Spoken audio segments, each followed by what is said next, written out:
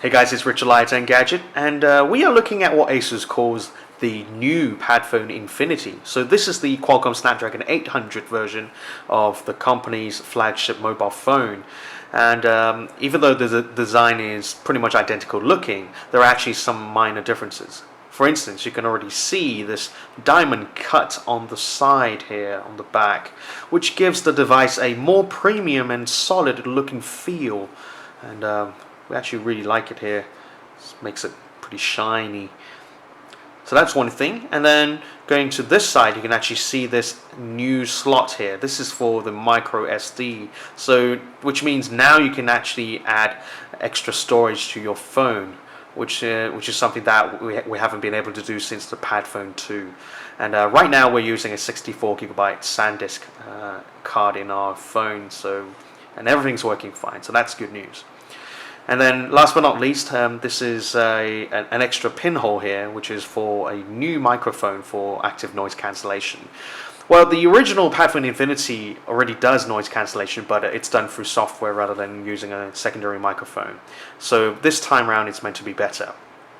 Now in terms of software, you can probably see some of the new icons here. In fact, we'll just point it out to you. So they've now tweaked the icons for, say, all of the ASUS apps, like the app locker and storing and things like that, as well as the built-in apps.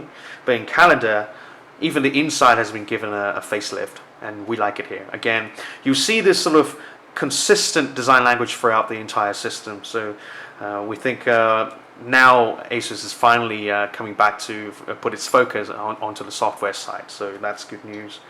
Similarly, you see the same thing with these quick settings at the top. Again, we think, oh, this is way better than what we had before, which was like a purple kind of chaos, if you want. But this is now much cleaner and calmer. Well, in terms of intuitiveness, nothing has changed here. It's still as easy to use as before. Now, ASUS has cleaned up some of the less popular apps that they had bundled with previously, like PinPal and BuddyBuzz. These are the things that people don't really use anymore because they stick with their dedicated social networking apps. But they've kept some stuff around, like ASUS Story, which is one of our favorites. Here you can see this photo album that we've made earlier today using photos we took in Taipei, and it's a very short one because we haven't really taken enough photos yet. But you get the idea, and it's kind of fun. Last but not least, well, actually, speaking of camera anyway, you also see an updated UI in this app. So you can see already that this is a very clean sort of welcome page, and to change between modes, just tap this button at the bottom left.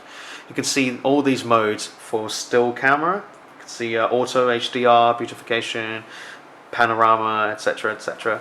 And one thing that's worth noting is something called highlight mode. So here you can see that well, it kind of hints at you saying it takes 3 megapixel photos here.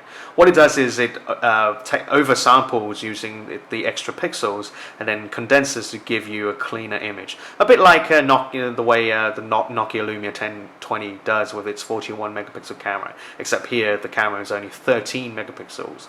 But the improvement is kind of there here, but except obviously you only get 3 megapixels here. And then with video, you get the high-speed mode, which is the same as before, and there's also slow motion, and now you have a time-lapse mode.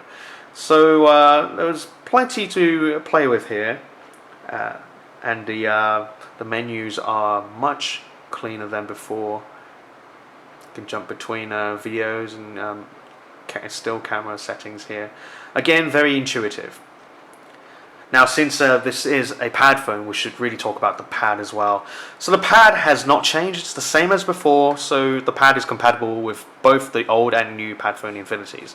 So now we're just going to stick it in, and you should see. In fact, we think the response time has improved compared to the current PadFone Infinity. And again, you can see the same updated design language with the UI. This is just as slick as before, and of course the tablet is charging up the phone at the same time, and you can change the different toggle between the different setting modes here. And again, this is the app tray, and you still get the same quick settings menu down here, or up there rather. And obviously the whole point of this is that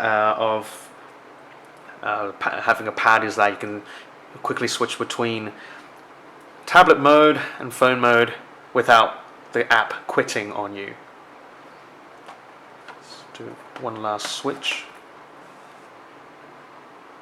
Very quick, so you get the idea. So we think ASUS has made a sort of a nice improvement. It's a minor step forward, but it gives us a sign of what ASUS is working with its Android devices. So yeah, not bad for a 0.5 improvement, and we have a feeling that something like this will probably give the newcomers a bigger selling point than its predecessor. So yeah, pretty good job done here, and again, a pretty nice design here. Oh, the color-wise, there's this dark grey version, and as well as an all-white version, which we'll hopefully see later on.